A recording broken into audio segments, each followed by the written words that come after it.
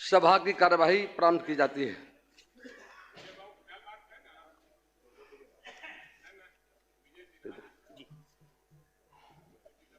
माननीय मंत्री संसदीय कार्य विभाग।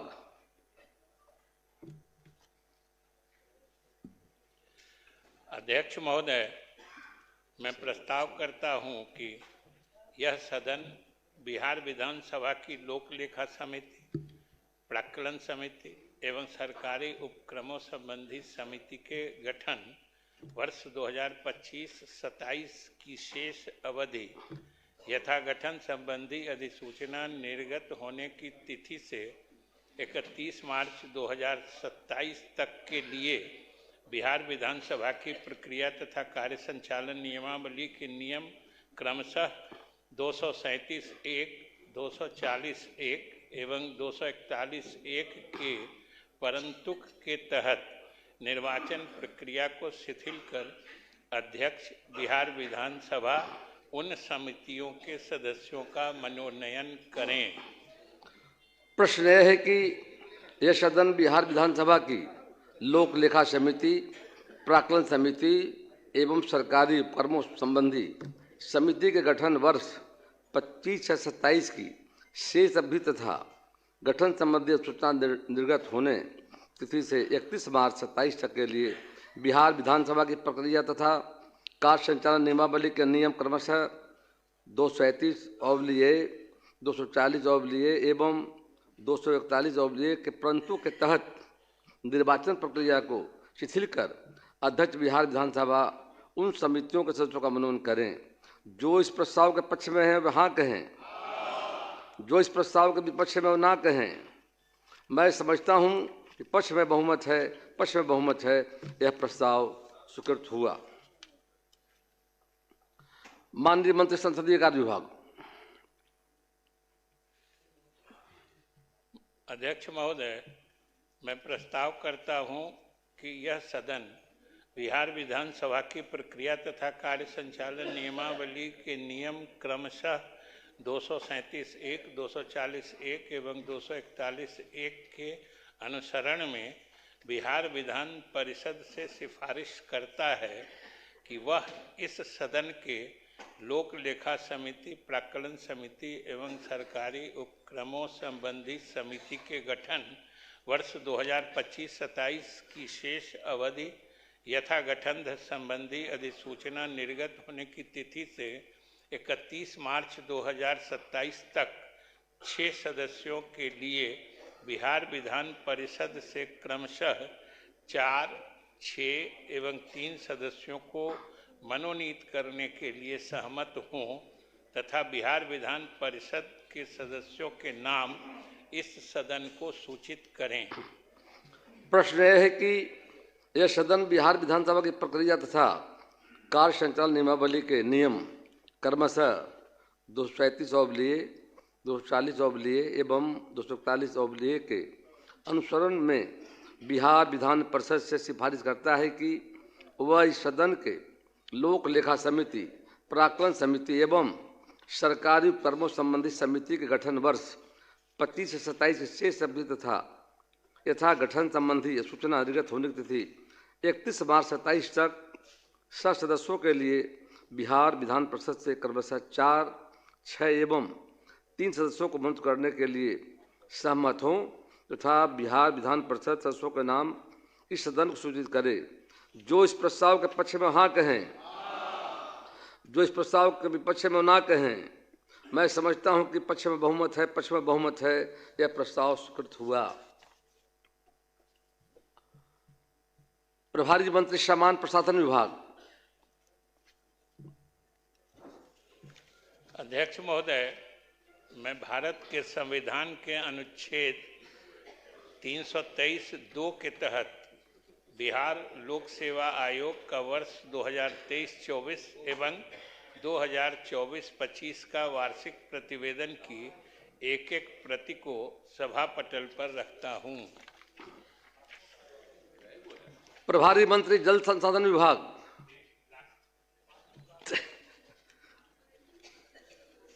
महोदय, मैं बांध सुरक्षा अधिनियम 2021 की धारा 45(1) के आलोक में बिहार की निर्दिष्ट बांधों की सुरक्षा स्थिति का वित्तीय वर्ष 2024-25 का आर्थिक प्रतिवेदन की हिंदी एवं अंग्रेजी की प्रति को सभा पटल पर रखता हूं। प्रभारी मंत्री पंचायती राज विभाग। माननीय अध्यक्ष महोदय, मैं प्रस्ताव करता हूं कि ग्रामीण विकास विभाग के संबंध में द्वितीय अनुपूरक व्यय विवरणी के अनुदान तथा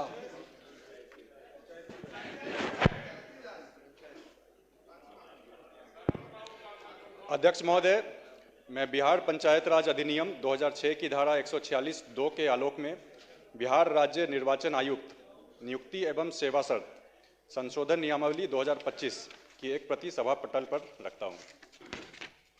सभा सचिव।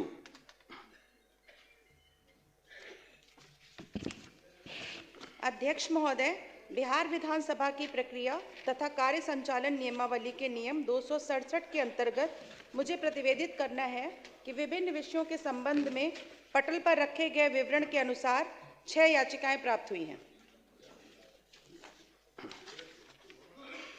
अब वित्तीय कार्य लिए जाएंगे।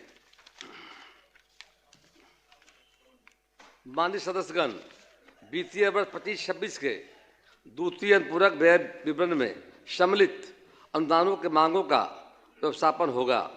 उक्त विवरण में सम्मिलित अनुदानों के मांगों की कुल संख्या 43 है। आज इसके लिए एक ही दिन का समय निर्धारित है। अतः किसी एक विभाग के अनुदान की मांग के प्रस्ताव पर वाद विवाद तथा सरकार का उत्तर एवं मतदान हो सकता है। मैं मांग संख्या 42 ग्रामीण विकास विभाग को लेता हूँ। इस पर वाद विवाद तथा सरकार का उत्तर एवं मतदान होगा। शेष मांगों का व्यवस्थापन गिलोटिन मुखबंध द्वारा किया जाएगा। चूँकि आज शुक्रवार का दिन है, इसलिए विमर्श अभी से 12:30 बजे अपराह्न तक होगा। विभिन्न दलों को उनकी सदस्य संख्या के आधार पर समय का आवंटन निम्न प्रकार किया जाता है। इसी क्रम में सरकार को उत्तर के लिए भी समय दिया जाएगा। Bharatiya Janata party 33 minute, Janata Dal United 31 minute, राष्ट्रीय Janata Dal 9 minute, Lok Janshakti party Ramvilas 6 minute, Indian National Congress 2 minute, Hindustani Awam Morcha 2 minute, AIM 2 minute, Rashtriya Lok Morcha 1 minute, CPI-MLL 1 minute, CPI-M 1 minute, Bahujan Samaj party 1 minute, Indian Inclusive party 1 minute. माननीय मंत्री ग्रामीण विकास विभाग अपनी मांग प्रस्तुत करें।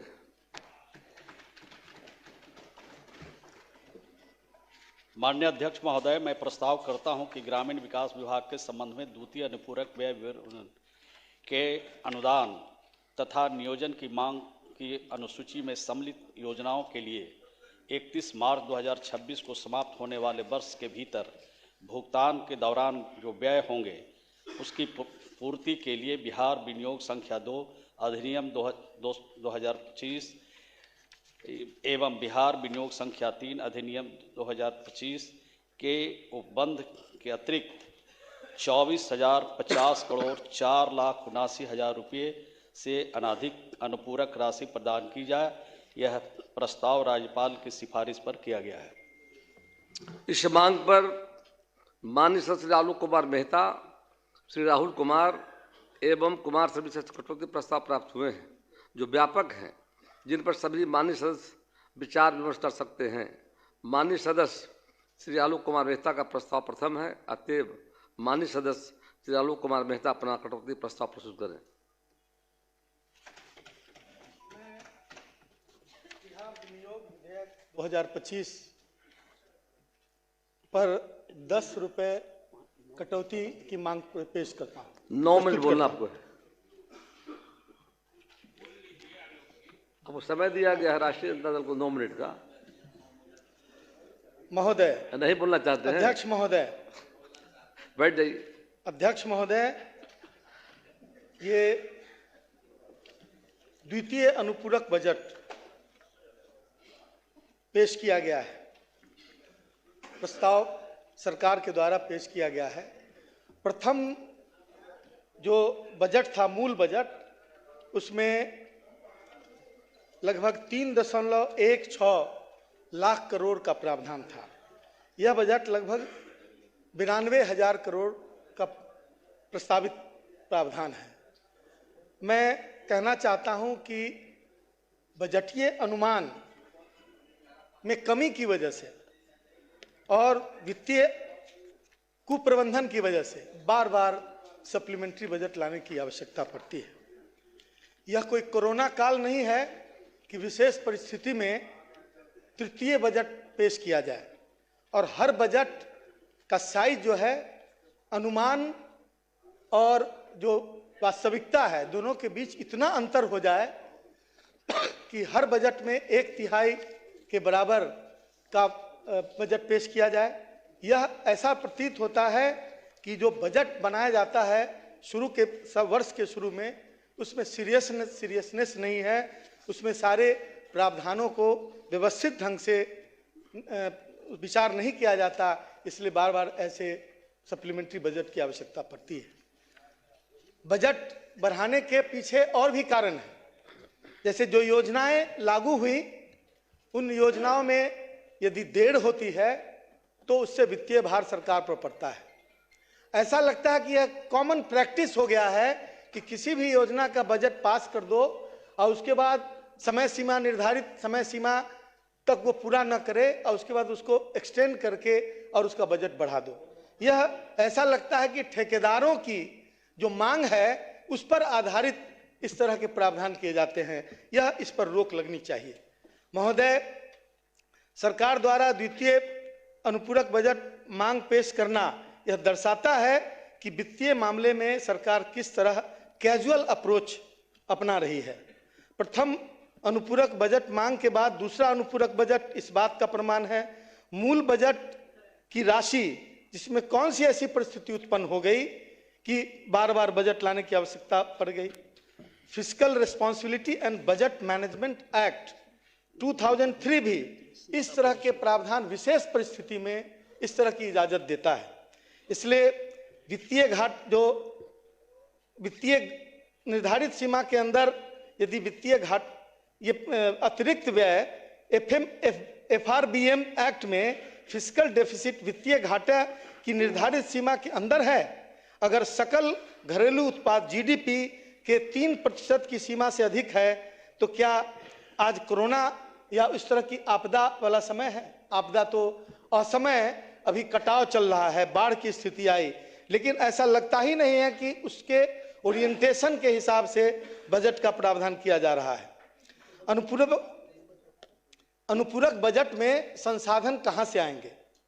क्या वो लोन लिया जाएगा या फिर जनता पर टैक्स लादा जाएगा? इस बात का भी जिक्र बजट के अंदर होना चाहिए था, लेकिन यह नहीं है। सरकार के सामने कई प्रश्न हैं। यह साफ करना चाहता हूं कि अनुपूरक बजट विकास का नहीं बल्कि सरकार की विफलताओं को छिपाने का बजट है। और वर्षों तक सरकार साल की शुरुआत में ही यदि अनुमान, आय व्यय का अनुमान सही ढंग से लगा ली होती तो इस तरह के बजट लाने की आवश्यकता नहीं होती। स्थापना एवं प्रतिबद्धता व्यय में वृद्धि का औचित्य समझ में आता है, लेकिन जहां तक योजनाओं पर व्यय का सवाल है, यह तार्किक प्रतीत नहीं होता। अतिरिक्त सरकार कहती है कि इसमें योजनाओं के लिए अतिरिक्त राशि मांगी गई है, लेकिन मैं पूछना चाहता हूं कि पिछले बजट में आवंटित राशि का क्या हुआ? जहां प्रगति रिपोर्ट नगण्य है, जहां एक एक फाइल महीनों तक धूल फांक रही है, वहां नई राशि का मांगना जनता के आंखों में धूल झोंकने जैसा है। सबसे बड़ी बात है कि सरकार वित्तीय अनुशासन में फेल हो गई है। राजस्व संग्रह कमजोर है, केंद्र पर निर्भरता बढ़ रही है और सुधारों पर कोई ध्यान नहीं। क्या यही सुशासन है? क्या यही विकास की परिभाषा है? मेरा मानना है कि बजट केवल आंकड़ों का खेल नहीं होता, बल्कि यह सरकार की नीयत का आईना होता है। लेकिन यह अनुपूरक बजट से स्पष्ट दिखाई पड़ता है कि सरकार के पास न दृष्टि है, न योजना है, न जिम्मेवारी दिखाई पड़ रही है।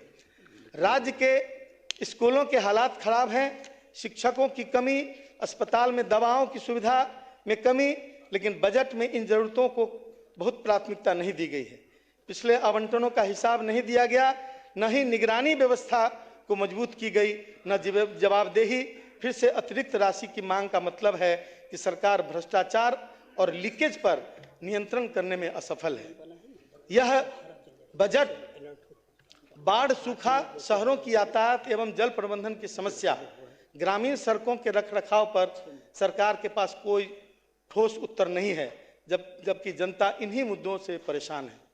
सरकार विकास से ज्यादा राजनीतिक लाभ को ध्यान में रखकर निर्णय ले रही है। चुनाव को प्रभावित करने के लिए योजना बनाई जा रही है।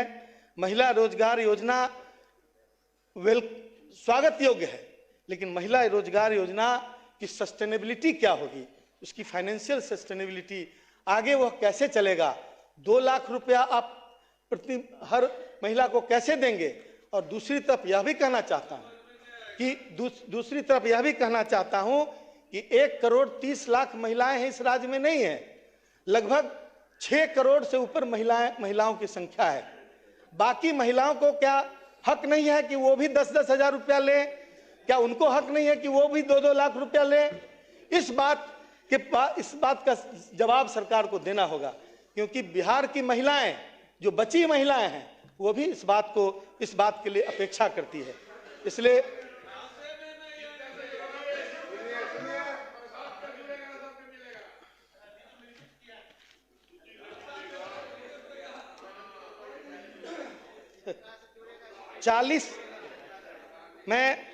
मैं कुछ बिंदुओं की तरफ ध्यान दिलाना चाहता हूं।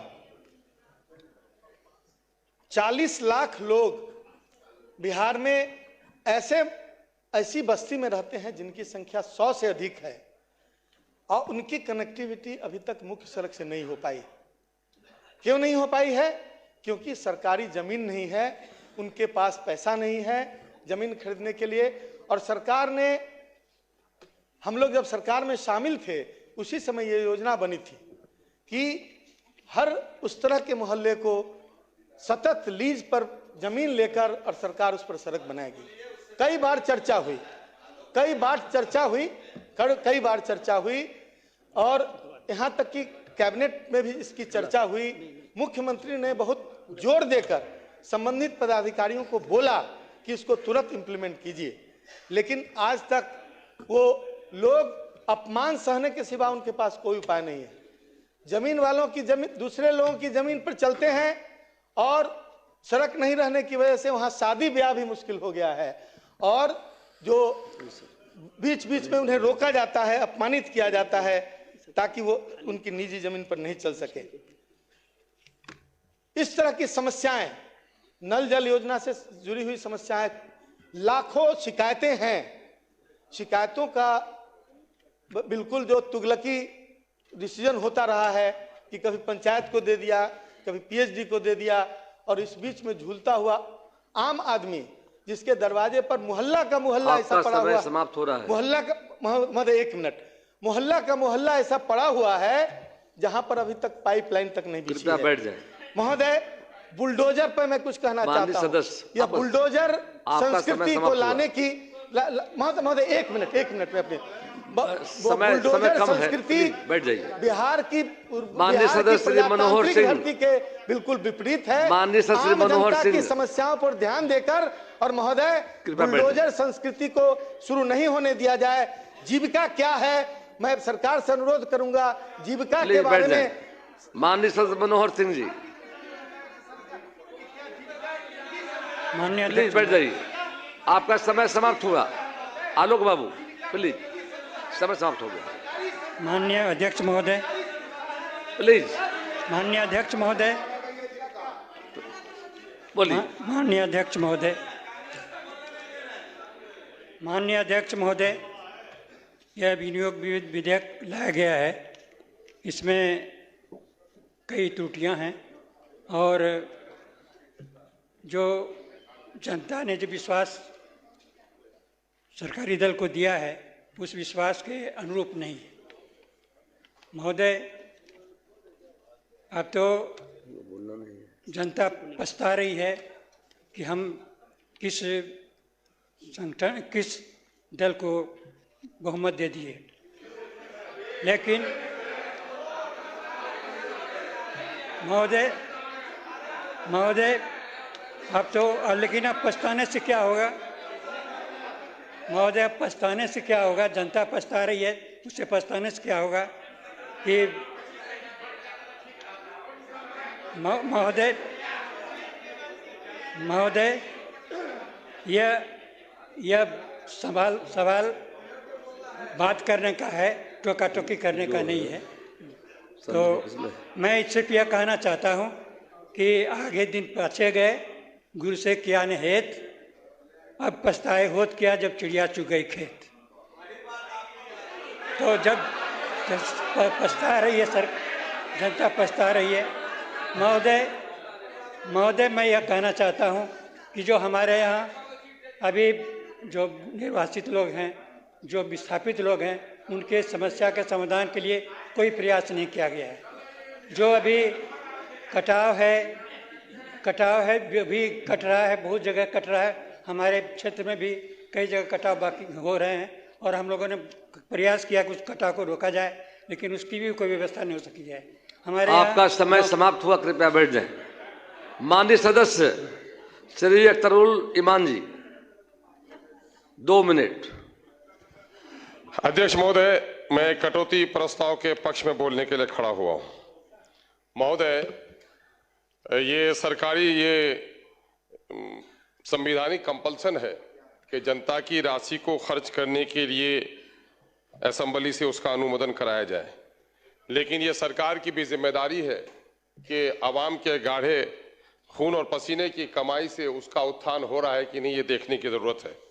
मौजूदा वक्त में जो इस वक्त खासकर रेवेन्यू डिपार्टमेंट के जरिए से जो वसूली की जा रही है कर्मचारियों के जरिए से और सर्किल ऑफिस के जरिए से, मैं समझता हूं कि बिहार में इससे पहले इतना बड़ा शोषण कभी नहीं हुआ है।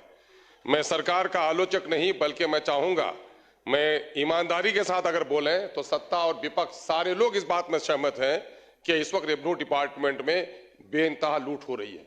मैं सरकार नए इरादों के साथ आई है, मैं आलोचना नहीं कर रहा हूं, इस पर काबू पाने की जरूरत है। जनता बहुत बेहाल है। मैं इस वक्त सीमांचल से आता हूं। सीमांचल में सबसे घनी नदियां हैं। 100 किलोमीटर के दरमियान में जो हिमालय के गोद में बहने वाले 300 किलोमीटर 400 किलोमीटर की बारिश और नदियों का पानी 10 से 15 किलोमीटर समाहित हो जाता है। कटाव बहुत अत्यधिक है। मैं जल संसाधन मंत्री का आभारी हूं कि उन्होंने पिछले दिनों में तवज्जो दी है। आइंदा भी सीमांचल के कटाव पर तवज्जो देने का काम करेंगे। महोदय, इस वक्त फ्लाईओवर्स बन रहे हैं, सरकार तरक्की कर रही है, लेकिन मैं कहूंगा कि अभी भी सीमांचल में 20, 25, 30, 40 किलोमीटर की दूरी पर पुलों का निर्माण नहीं हुआ है, उस पर तवज्जो देनी चाहिए। महोदय, मैं चूंकि यह सरकार कानून के राज की बात करती है, मैं माननीय मुख्यमंत्री हैं और सदन है, मैं गुजारिश करना चाहूंगा कि लोकतंत्र में जनप्रतिनिधियों का मान और सम्मान अपनी जगह पर है, लेकिन पिछले विगत कई वर्षों से अफसरशाही का जो एक चलन बढ़ा है महोदय, उससे सिर्फ ये नहीं कि आपके जनप्रतिनिधि अपमानित हो रहे हैं, बल्कि जनता का शोषण दोहन भी हो रहा है और जनता का काम सही तौर पर नहीं हो पा रहा है। बैठ जाएं, आपका समय समाप्त हुआ। एक बात मैं और कहूंगा महोदय, श्री संदीप सौरभ जी, थोड़ी सी प्लीज बैठ जाइए, समय समाप्त हुआ। एक सर, थोड़ा बिजली मंत्री यहाँ पर है सर, बिजली की हालत बड़ी खराब है सर, हमारे उस क्षेत्र का कमज। प्लीज बैठिए, हो गया आपका। अध्यक्ष महोदय, कटौती प्रस्ताव पर बोलने से पहले 1 मिनट बोलना है। एक बात कहना चाहेंगे। कल सदन में सरकार की तरफ से कहा गया कि मुख्य चुनाव आयुक्त ज्ञानेश कुमार की निष्पक्षता और कुशलता के चलते, उनके बेहतर चुनाव संचालन के चलते अंतर्राष्ट्रीय स्तर पर चुनाव की जो कमेटी है, चुनाव से संबंधित कमेटी, उसका चेयरपर्सन बनाया गया। हम नहीं मानते हैं कि माननीय संसदीय कार्य मंत्री ने सदन को गुमराह करने के लिए कहा है। संभव है कि यह संगत का भी असर हो। जैसे G20 जब भारत में हुआ तो कहा गया कि सरकार ने आयोजन करवाया।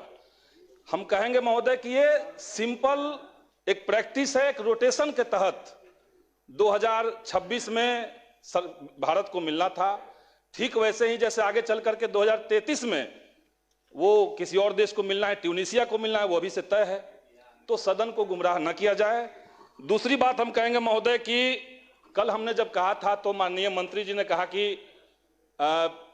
ऑनगोइंग स्कीम के ऊपर ये नहीं होता है, पहले से कोई स्कीम होता है तो नहीं होता है। आचार संहिता का वो पैसा बांटने वाला सिस्टम खत्म नहीं होता है, लेकिन तमिलनाडु, आंध्र प्रदेश और तेलंगाना में पहले के स्कीम को रोके गए हैं महोदय। सदस्य तो सदन को गुमराह न किया जाए, ये हम कहेंगे महोदय। श्री अजय कुमार जी, के पास कम समय है, थोड़ा संरक्षण दिया जाए महोदय। प्लीज बैठिए, समय समाप्त आपको। प्लीज बोला जाए। हम पॉइंट ऑफ क्लैरिफिकेशन पे, माननीय सदस्य ने कहा कि उनको इस कारण नहीं मिला है, और आपने ये भी कहा कि हो सकता है उसमें ये भी कारण हो। आप अभी बोले हैं, अभी प्रोसीडिंग देख लीजिएगा, आपने जो बोला है अभी प्रोसीडिंग देख लीजिएगा। और जब आपके भी दिल में है कि हो सकता है ये भी कारण हो, तो मैंने तो उतना ही कहा था। धन्यवाद। माननीय सदस्य श्री अजय कुमार जी, प्लीज सर बैठे बैठे मत बोलिए भैया। माननीय अध्यक्ष महोदय, ग्रामीण विकास विभाग के बजट और फिर गिलोटिंग से सभी विभाग हैं, कटौती प्रस्ताव के पक्ष में मैं बोलने के लिए खड़ा हूं। ग्रामीण विकास विभाग का मूल रूप से जो काम होता है उसमें एक महत्वपूर्ण काम स्वच्छता मिशन है, और जिसमें मैं समझता हूं कि सरकार बहुत ही विकास की बात कर रही है, लेकिन स्वच्छता ग्राही का सिर्फ 3,000 रुपया महीने पर काम लिया जाता है, और वो भी उसका भुगतान 6 महीने में एक बार होता है या नहीं होता है, और वो काम भी शायद बिहार में आधे पंचायत में हो रहा है। इसके बारे में इसकी चर्चा होनी चाहिए थी। दूसरी बात हम कहना चाहता हूं कि आवास योजना भी आपके अंदर में आता है। आवास योजना पूरी तौर पर बिहार में भ्रष्टाचार का भेंट चढ़ जाता है। जब तक आपका मुलाजिम 25,000 से 50,000 रुपया अब नहीं लेता, तब तक किसी का मकान बनता नहीं, और नहीं बनने की स्थिति आपका समय समाप्त हुआ, कृपया बैठ जाएं। बात कह के मैं खत्म माननीय कर रहा हूं। सर श्री इंद्रजीत प्रसाद गुप्ता, खरीद सर, धान माननीय की खरीद पूरे बिहार में नहीं हो रही है। समय समाप्त। नेता सदन बैठे हुए हैं, इसलिए माननीय सदस्य पूरे बिहार में किसान का धान नहीं खरीद हो रही है, इसलिए इसको संज्ञान में लेकर के इस पर। अध्यक्ष महोदय, इस बजट सत्र आएगा मार्च में, इस कटौती प्रस्ताव के विपक्ष में बोलने के लिए खड़ा हुआ हूं मैं, लेकिन मैं सिर्फ ये जानना चाहता हूं, नया हूं, बहुत कुछ पढ़ा नहीं, बहुत चीज जानता नहीं, लेकिन मैं ये समझता हूं कि ये मात्र द्वितीय अनुपूरक बजट है। आने वाले 5 साल में हर एक साल आएगा, क्या आएगा ये पता नहीं, लेकिन ये जो 24,000 से आपने ज्यादा बढ़ा, आप सबों का ट्रेनिंग करवाया जाएगा, जो नए सदस्य आए हैं ना, ट्रेनिंग सेशन का तो इंतजार कर रहा हूं महोदय, लेकिन मैं चाहता हूं जो इम्प्लीमेंटेशन और जो बजट के जो बीच का गैप होता है, जो बढ़ाना पड़ता है बार बार, या तो ठीक से बनाया नहीं जाता, अगर बनता है तो कहीं न कहीं जो लीकेज होता है उस पर मैं सदन से अनुरोध करूंगा कि उस पर रोक लगाने की कोशिश करें, ताकि हमारा ये द्वितीय हो, तृतीय चौथी नहीं आए। बहुत बहुत धन्यवाद, थैंक यू वेरी मच। माननीय सदस्य श्री सतीश कुमार सिंह यादव, 1 मिनट।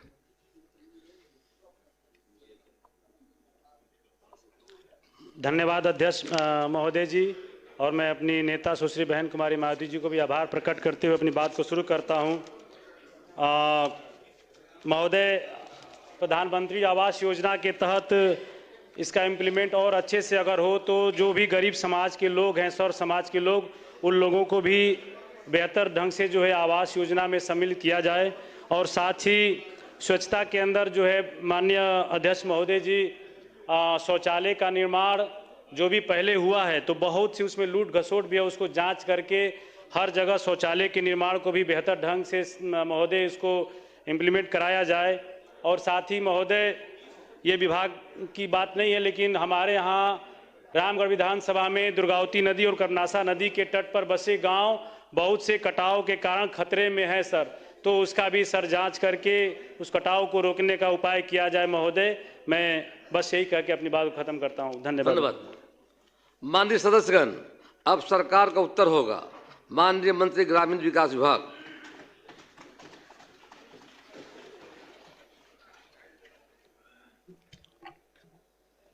अध्यक्ष महोदय, राज्य की कुल आबादी में से लगभग 89% लोग गांव में निवास करते हैं। राज्य के गरीबों को बड़ा भरोसा है ग्रामीण विकास विभाग पर। राज्य में प्रधानमंत्री आवास योजना, मुख्यमंत्री आवास योजना, मुख्यमंत्री आवास सहायता योजना, मुख्यमंत्री वास स्थल क्रय सहायता योजना, मनरेगा लोहिया स्वच्छ बिहार अभियान, आधार पंजीकरण, सामाजिक अंकेक्षण, सोसाइटी विकास प्रबंधन संस्थान कार्यक्रम एवं जीविका संचालित किए जा रहे महोदय। जीविका समूह से अब तक राज्य में लगभग 1,40,00,000 के करीब महिलाएं जुड़ चुकी हैं। समूह में जुड़े के इच्छुक महिलाओं को शामिल करने की प्रक्रिया जारी है। आज जीविकोपार्जन के लिए अनेक प्रकार की योजनाएं चलाई जा रही है। राज्य उसका लाभ जीविका दीदी को मिल रहा है। महिला आत्मनिर्भरता की तरफ बढ़ रही है। आज बच्चों की पढ़ाई, दवाई, घर में उत्सव के लिए किसी को आगे हाथ पसारने की आवश्यकता नहीं है। बिहार के लोकप्रिय मुख्यमंत्री श्री नीतीश कुमार जी के 20 सालों के शासन में जीविका दीदी आत्म सम्मान के साथ जीने का अवसर मिला है। इसे भूला नहीं जा सकता है। अध्यक्ष महोदय, बिहार में 2006 में विश्व बैंक से ऋण लेकर जीविका योजना की शुरुआत की गई है। जीविका योजना में स्वयं सहायता समूह का गठन कराया गया। आज बिहार देश का पहला राज्य है जहां महिलाओं को आत्मनिर्भर बनाने के लिए कई प्रकार की योजनाएं चलाई जा रही है। इस योजना को पूरी तरह धरातल पर उतारने के लिए बिहार के विकास पुरुष के नाम से प्रसिद्ध लोकप्रिय मुख्यमंत्री श्री नीतीश कुमार जी का योगदान को भूला नहीं जा सकता है। कृषि से जुड़कर काम करने वाले परिवारों की संख्या 42,54,000 से ज़्यादा है। पशुपालन क्षेत्र में काम करने वाले परिवारों की संख्या 12,04,000 से भी ज़्यादा है। अध्यक्ष महोदय, हर प्रखंड में सिलाई सेंटर के माध्यम से प्रशिक्षण तथा रोजगार के अवसर दिए जा रहे हैं। अब तक 40,000 से ज़्यादा जीविका की दीदियों को प्रशिक्षण दिया जा चुका है। वित्तीय वर्ष 25-26 में लगभग 50,000 से ज़्यादा जीविका की दीदियों को रोजगार उपलब्ध इन क्षेत्रों में किया गया है। आंगनवाड़ी के बच्चों के कपड़े की सिलाई का काम भी जीविका दीदी को मिला है, जिसमें 1 लाख जीविका की दीदियों को स्वरोजगार उपलब्ध हुआ है तथा दूसरे विभाग से भी संपर्क किया जा रहा है। काम का अवसर प्रदान करने की दिशा में बातचीत जारी है। राज्य के अस्पतालों में बेहतर स्वास्थ्य सेवा बहाल करने के लिए जीविका की दीदियों को परामर्शी के रूप में काम करने का अवसर मिला है। अध्यक्ष महोदय, राज्य के सभी मेडिकल कॉलेज, जिला अस्पताल, सदर अस्पताल और मंडल अस्पतालों में खाना बनाने के लिए साफ सफाई का काम जीविका की दीदियों को दिया गया है। इसमें 30,960 लोगों को स्वरोजगार दिया गया है। राज्य में स्थित तालाबों को देखभाल के लिए जीविका दीदी को जिम्मेदारी दी गई है, जिसमें 7,754 दीदी को स्वरोजगार का अवसर प्रदान किया गया है तथा सालाना मत्स्य पालन के क्षेत्र में 90,68,000 दीदियों को जीविका उपार्जन चल रहा है। सतत जीविकोपार्जन का लाभ देने वाले की संख्या 2,01,218 है, जिन्हें राज्य के खजाने से 2 लाख रुपए तक आर्थिक सहायता दी गई है। अध्यक्ष महोदय, हमारे विपक्ष के लोग कहते हैं कि ये जीविका की दीदियों को 2 लाख रुपया आप कहाँ से देंगे। मैं बताना चाहता हूँ, बिहार के लोकप्रिय मुख्यमंत्री ने सतत जीविकोपार्जन योजना चलाया, जो ताड़ी बेच कर जिंदगी बसर करते थे, जो शराब बेच करके जिंदगी बसर करते थे। वैसे परिवार जिनका परिवार जो हाशिए पर खड़ा था, घर का कमाने वाला दुनिया में नहीं है, वैसे लोगों को भी चिन्हित किया और 2,01,000 परिवार को चिन्हित करके उनको 2-2 लाख के अंदर उनको सहायता देके उनके जीवन में नयापन लाया गया। राज्य के हर पंचायत में जीविका भवन का निर्माण हो रहा है। राज्य में कौशल विकास के क्षेत्र में लगभग 4,08,000 से ज़्यादा हम युवा युवतियों को नियोजन किया है। बिहार में लगभग आज 31,71,000 से ज़्यादा आज जीविका दीदी लाखपति बन चुकी है। महोदय, हमने काम किया है, हमने महिलाओं को सशक्त बनाया है और सशक्त बनाने के ही आधार पर आज जिनकी आमदनी 2,000 थी, 4,000 थी, 6,000 थी, उनको आज लाखपति दीदी बनाया है। और इसी प्रकार का और भी कौशल दूध उत्पादन समिति बनाकर हमने काम किया है और 34,489 दीदी जोड़कर यहाँ पर प्रतिवर्ष 1,20,00,000 रुपया उनकी आमदनी हो रही है। सालाना टर्नओवर 128 करोड़ है। हर क्षेत्र में महिलाओं को आत्मनिर्भर बनाने की दिशा में काम चल रहा है। महोदय, महिला रोजगार की बात करते हैं और हमारे माननीय सदस्य महिला रोजगार की चिंता आप ज़्यादा नहीं कीजिए। जो हमारी सरकार, बिहार के लोग, मेरे मुख्यमंत्री ने जो वादा किया है पहले भी एक एक करके निभाया है और आने वाले दिनों में एक एक करके उसको हम लोग पूरा करेंगे। बिहार की सरकार और बिहार के लोकप्रिय मुख्यमंत्री श्री नीतीश कुमार जी ने राज्य की महिलाओं को आत्मनिर्भर बनाने के उद्देश्य से आर्थिक सशक्तिकरण की दिशा में ऐतिहासिक कदम उठाते हुए मुख्यमंत्री आपने अपनी बातों को रखा है, आपने अपनी बातों को रख दिया है, अब सरकार का उत्तर हो रहा है। इस योजना का कार्यान्वयन जीविका द्वारा किया जा रहा है। देश का पहला राज्य बिहार है जहां प्रत्येक परिवार की एक महिलाओं को अपनी पसंद का रोजगार चुनने का अधिकार दिया गया और उनके खाते में 10-10 हजार रुपया दिया गया, यानी 2 लाख और अतिरिक्त राशि भी उनको दिया जाएगा। अध्यक्ष महोदय, यह राशि महिलाओं के रोजगार के लिए है जिससे उनके परिवार की आमदनी बढ़े, जीवन स्तर में सार्थक सुधार हो सके। अध्यक्ष महोदय, महिलाओं के उत्पादों की बिक्री के लिए गांव से शहर तक हाट बाजार विकसित किए जा रहे हैं। ऐसा ही पैसा नहीं दिया जा रहा है, उनको अन्य प्रकार की सुविधा भी दी जा रही है। इस योजना के अंतर्गत 1,56,00,000 से ज्यादा दीदियों को रोजगार पर गतिविधि संचालन हेतु 10,000 रुपया उनके खाते में दी जा चुकी है।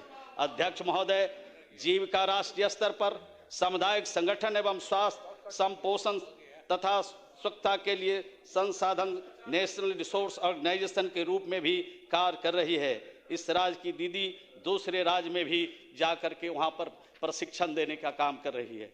आपको मैं बताना चाहता हूं कि ये प्रशिक्षण देने का काम दूसरे राज्यों में भी हमारी दीदियां कर रही है। तो आप सोच सकते हैं, ये प्रदेश हैं झारखंड, उत्तर प्रदेश, राजस्थान, आसाम, अरुणाचल, उत्तराखंड भेजे गए हैं 12,664 दीदी और लगभग 100 करोड़ इन सामुदायिक संसाधन सेवी CRPS के अर्जित किया गया है। अध्यक्ष महोदय, हमारा जो अंतिम अध्यक्ष महोदय, ये विपक्ष में जो लोग बैठे हैं महोदय, कितना भड़काने का काम किया बिहार की महिलाओं को। अध्यक्ष महोदय, विपक्ष के नेता और राजद के साथ महागठबंधन के जितने नेता थे, ये क्या कह रहे थे, ये इसमें सूद लगेगा, ये पैसा जो दिया गया है ये लौटाना पड़ेगा, और ये बात विपक्ष के लोग कहते रहे, लेकिन विपक्ष के लोगों को कहने से कोई बिहार की महिला रोजगार योजना सफल करने में पूरी की है, परंतु हमें इन्हें कामयाबी नहीं मिली, इनके झांसे में कोई नहीं आया। और जब हर महीने माई बहन मान योजना भी चला रहे थे, इनके बारे में मालूम है कि माई बहन मान योजना चलाते नहीं है, माँ बहनों को बिहार में नहीं पूरे देश में अपमानित करने का काम करते हैं। कहते थे कि 2,500 प्रति महीना आपको देंगे और कहते थे कि 30,000 एक मुश्त भी देंगे, लेकिन इनके झांसे में कोई आने वाला नहीं था। सभी महिलाओं ने इनकी बातों को एक सिरे से खारिज किया। महोदय, अध्यक्ष महोदय, राज्य में अपने कार्यकर्ताओं के माध्यम से ये फार्म भरवा रहे थे और फार्म भरवाने में महोदय 200-300 उगाही भी हो रही थी, ठगी का काम हो रहा था। कुछ राजनीतिक दल तो गारंटी ले रहा था महोदय और कार्ड बांट रहा था और नीतीश कुमार जी को फिनिश करने में लगा था। अध्यक्ष महोदय, नीतीश कुमार जी को जब फिनिश करने की अभियान चलाते हैं विपक्ष के लोग, नीतीश कुमार जी दोगुनी ताकत के साथ बिहार की जनता उनको बिहार में खिदमत करने का, सेवा करने का अवसर देती है। और बिहार में नीतीश कुमार जी ने जो 20 वर्षों में काम किया है, इनका जो मॉडल है, वो मॉडल के सामने विपक्ष पूरी तरह सफाया हो गया। फेल हो गया, और यही बात अगर कहते रहे सदन में तो आगे भी फेल होंगे। माननीय मुख्यमंत्री ने कहा था कि बोलते बहुत हो, थोड़ा कम बोलो, समझो, सच्चाई को सामने रखो। सच्चाई को सामने नहीं रखा तब 35 पर विपक्ष बैठ गया। महोदय, माननीय मुख्यमंत्री जी की बात को सुनना चाहिए। हमारा जो भाषण का पार्ट है उसको प्रोसीडिंग का पार्ट बनाया जाए महोदय। और मैं विपक्ष के माननीय सदस्य आलोक मेहता जी से अनुरोध करता हूं कि कटौती प्रस्ताव वापस लें। राज्य की महिलाओं को सशक्त बनाने के लिए और राज्य के गरीबों को आवास देने के लिए हम जब पैसा मांगते हैं तो आप कटौती करते हैं, तो जब आप कटौती करिएगा तो कैसे विकास होगा? तो राज्य की महिलाओं से आपको अगर दुश्मनी है, राज्य की महिलाओं से उनकी तरक्की पर आपको अफसोस है, तो निश्चित रूप से आपसे अनुरोध करता हूं कि अपना कटौती प्रस्ताव वापस लें और राज्य के विकास के लिए 24,050 करोड़ 4,79,000 रुपये खर्च करने की अनुमति सदन से प्रदान करने की अनुरोध करता हूं। माननीय बिहार, सुंदर बिहार, विकसित बिहार के निर्माण में सभी मिलजुल कर कार्य करें, यही 18वीं बिहार विधानसभा में हमारी कामना है। जय भारत, जय बिहार, विकसित बिहार। माननीय सदस्यगण, अब बिहार गीत होगा, कृपया आप सब अपने अपने स्थान पर खड़े हो जाएं।